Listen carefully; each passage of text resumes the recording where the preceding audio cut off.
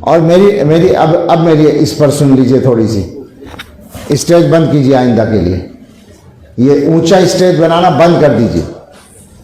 ہم سب سامنے بیٹھ کر سنیں گے بیان, صرف بولنے والے کی کرسی رہے گی, میں بھی سامنے بیٹھوں گا آئندہ انشاءاللہ, اللہ خیر سے لائے وہ وقت. ٹھیک ہے بھائی علماء کرام,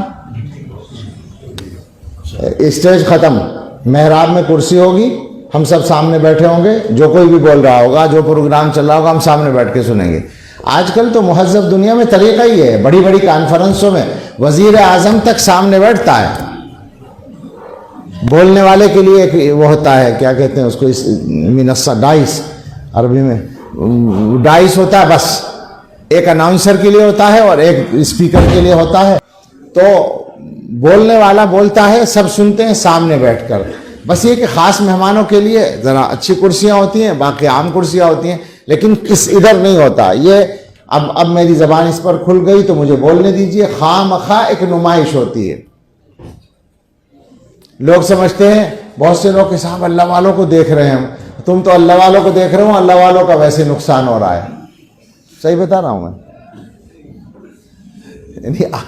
میں مذاق نہیں کر رہا ہوں, میں صحیح بتا رہا ہوں کہ یہ جو اللہ والے ادھر بیٹھے ہیں, اگر ان کا نفس اس پر خوش ہونے لگے اور شیطان ان کے اوپر حملہ کرنے لگے تو کون بچائے گا بھائی؟